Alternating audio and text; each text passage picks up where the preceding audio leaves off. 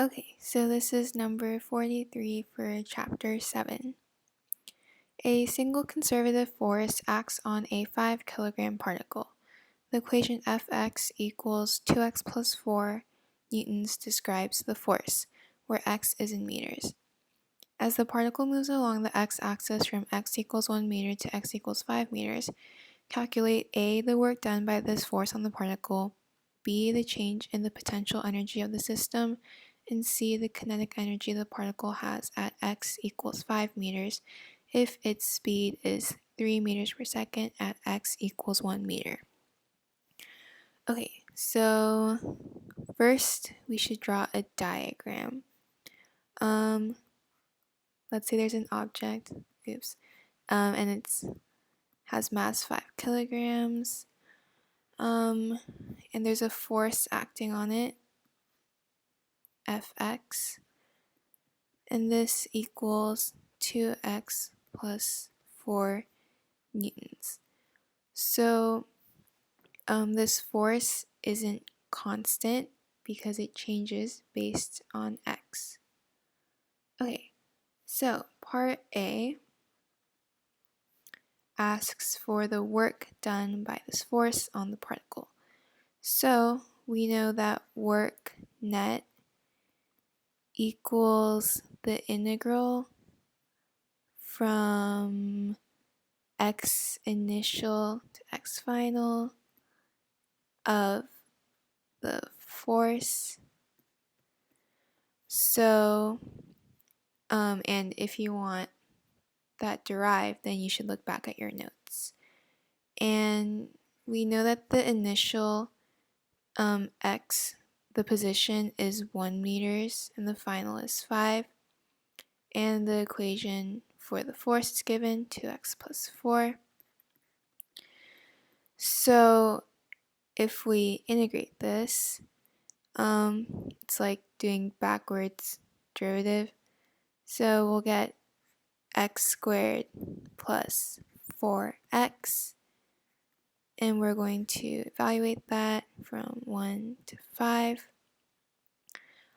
So the work net is going to equal 5 squared plus 4 times 5 minus 1 squared plus 4 times 1. And if you simplify that, that'll be 40 joules, which is the work done by this force on the particle. So that's part A.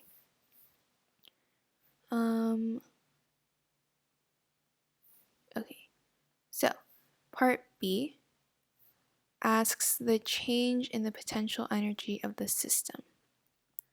So, one thing that we should note is that the delta E energy of the system is going to equal the kinetic energy plus the potential energy. And kinetic and potential energies are the only energies here because it's a conservative force, so there's no other force acting on this. So like a non-conservative force would be something like friction, and then we have to add in the work done by friction into this equation, but we don't need to worry about that since this is a conservative force. So we also know that there's no change in energy because energy is conserved because it's a conservative force. So this equals 0. And then we have that the potential energy is going to equal the negative kinetic energy.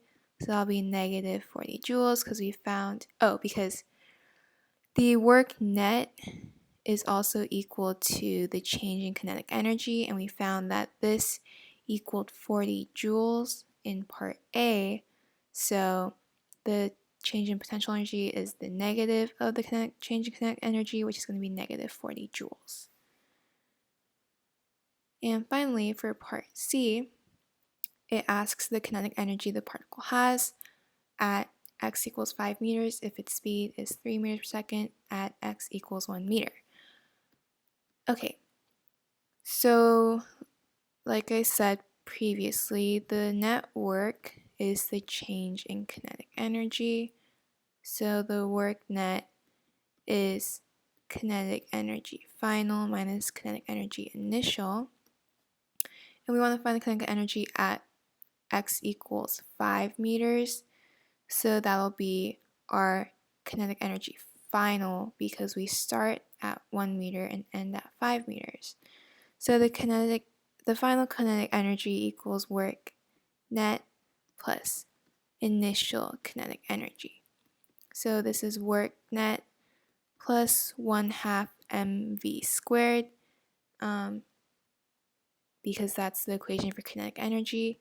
And we know that the net work is 40 joules plus 1/2 the mass is given as 5 kilograms, and the velocity, so initial, is going to be 3 meters per second squared, and that'll give you 62.5 joules, and that is the kinetic energy at x equals 5 meters.